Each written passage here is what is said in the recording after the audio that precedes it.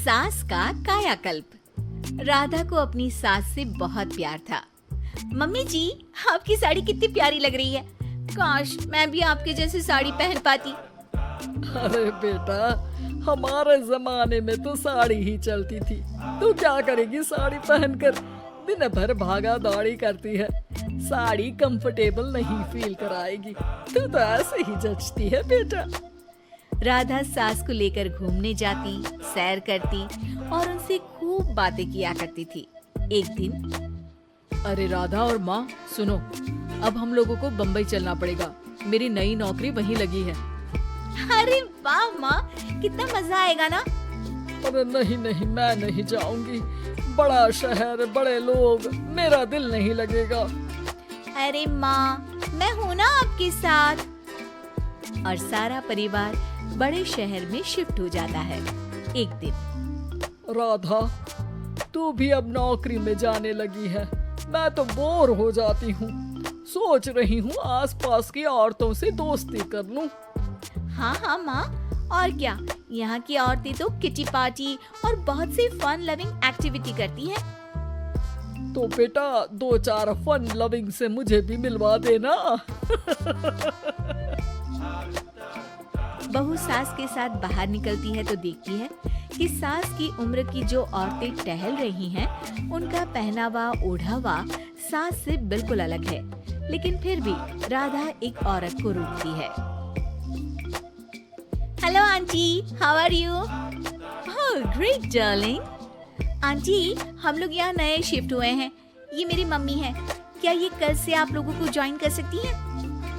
वो औरत सास की तरफ बड़ी ही अजीब नजरों से देखती है, फिर कहती है, अब ठीक है, कल से भेज देना। सास समझ जाती है कि उस औरत को वो ठीक नहीं लगी, लेकिन फिर भी वो कुछ नहीं बोलती। अगले दिन, अरे माँ, अच्छी सी साड़ी पहनकर तैयार होकर जाइए। आपको आपकी दोस्तों के पास जाना है ना।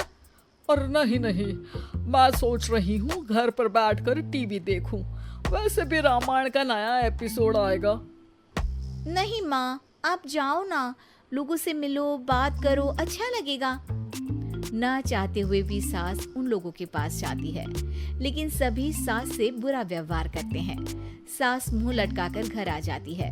बहू समझ जाती है कि सास को कुछ हुआ है। वो रोज सास को पार्क में भेजती, लेकिन सास रोज मुंह लटकाकर वापस आ जाती। क्या हुआ माँ, आप बाहर जाकर खुश नहीं होती हैं? अरे बेटा, खुश तो हूँ, लेकिन क्या माँ? आपको तो लोगों से मिलना, बातें करना अच्छा लगता था। मैं देख रही हूँ कि आजकल आप बाहर से आती हैं तो परेशान सी दिखती हैं। सास कुछ नहीं कहती, अपने कमरे में चली जाती है। अगले दिन राधा चुपके से सास के पीछे पार्क में जाती है। हेलो, कैसे हैं आप लोग? एक औरत मुंह बनाकर साइड हो जाती है। सभी एक दूसरे से बात करती है, लेकिन राधा की सास साइड में चुपचाप अकेली बैठी रहती है। राधा घर आती है और सास के वापस आने का इंतजार करती है। सास मुंह लटकाकर घर आती है। अरे मम्मी जी, तब से इंतजार कर रही हूँ, जल्दी तैयार हो जाइए, मार्केट जाना है। राधा सास को लेकर बाजार जाती है और उन्हें कुछ मॉडर्न कपड़े दिलाती है। अगले दिन सास उन कपड़ों को पहनकर पार्क में जाती है। Oh my God, you are looking gorgeous. Beautiful top. कहाँ से लिया? Hey, मेरे घर में कल किटी है, तुम जरूर आना। अजीब औरतें हो तुम लोग। मैं रोज आती थी, तब तो तुम लोग सीधे मुंह बात भी नहीं करती थी। आज इन कपड़ों को देखकर तुम मुझे घर बुला रही हो। लेकिन सुनो, अब मुझे तुम लोगों से कोई बात नहीं करनी और ना ही दोस्ती करनी है। अरे तुम तो बुरा मान गई। वैसे दोस्ती नहीं करनी थी तो ये कायाकल्प क्यों किया? ये मेरी बहू ने किया है। मैं यहाँ सिर्फ ये देखने के लिए आई थी कि तुमको मुझसे समस्या है या मेरे कपड़ों से। कपड़े तो बदले जा सकते हैं। अच्छा चलो, जो भी हो, अब हम लोग तुम्हें अपने साथ रखने को तैयार हैं।